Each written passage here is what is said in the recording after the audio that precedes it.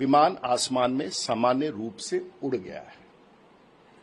विमान 180 नॉट के गति तक भी पहुंच गया है।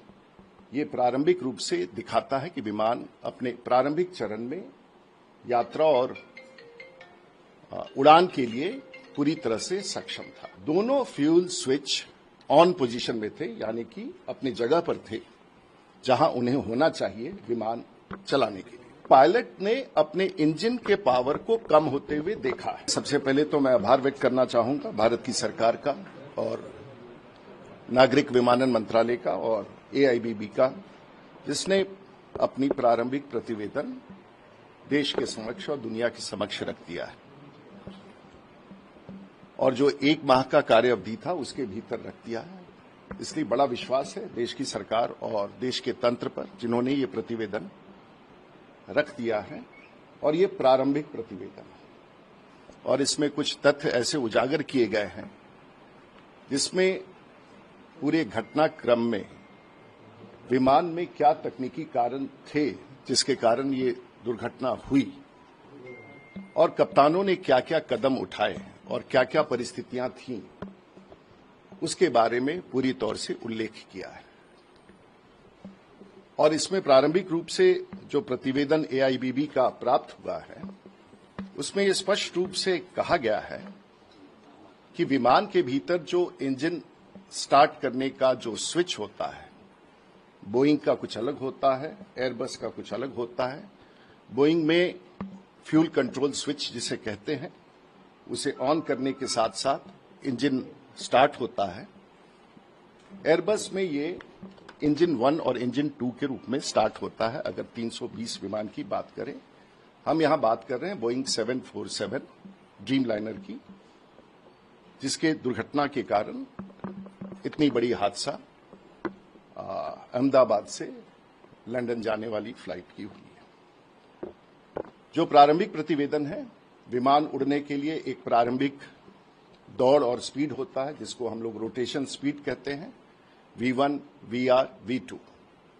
और इसमें स्पष्ट रूप से विमान V1 स्पीड पर गया है जो प्रारंभिक दौड़ का स्पीड होता है, V2 पर गया है और उसके पश्चात रोटेशन का भी स्पीड उसे प्राप्त हुआ है और विमान आसमान में सामान्य रूप से उड़ गया है।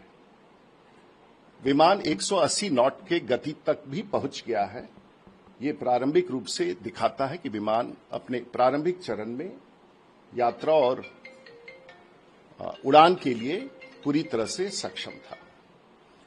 उसके पश्चात इस रिपोर्ट में यह दिया गया है कि कुछ क्षण के बाद कप्तान, और इसमें मैं फिर स्पष्ट करना चाहूंगा कि इस विमान में जो प्रतिवेदन में दिया गया है, को पायलट इस विमान में पायलट फ्लाइंग था और कमांडर पायलट मॉनिटरिंग था। स्पष्ट रूप से यह आपको समझना होगा, दोनों कप्तानों की उड़ाने की क्षमता बराबर होती है। एक विमान का वरिष्ठ होता है और एक विमान का कनीय होता है, लेकिन दोनों, जिसे हम आप अपने शब्दों में को पायलट कहते हैं, आज कोई को पायलट नहीं होता है। एक पायलट फ्लाइंग होता है और एक पायलट मॉनिटरिंग होता है। इस समय जो कनीय कप्तान था वो पायलट फ्लाइंग था और उससे भी बड़ी जिम्मेवारी होती है पायलट मॉनिटरिंग। इस प्रतिवेदन के अनुसार कैप्टन सब्रवाल पायलट मॉनिटरिंग थे। टेक ऑफ पायलट फ्लाइंग यानी कि को पायलट के पास था, जो सामान्य रूप से प्रत्येक दिन हर विमान में होता है। एक सेक्टर में एक व्यक्ति पायलट फ्लाइंग होता है और दूसरे सेक्टर में दूसरा व्यक्ति पायलट फ्लाइंग होता है। ये प्रशिक्षण के दृष्टिकोण से मान्य है और ये विषय कई बार इसमें उठ सकता है कि आप ये कहेंगे कि पायलट, छोटा पायलट क्यों उड़ा रहा था। इस तथ्य को हमेशा के लिए आप खत्म कर दें। दोनों विमान कप्तानों की क्षमता बराबर होती है उड़ान भरने के लिए।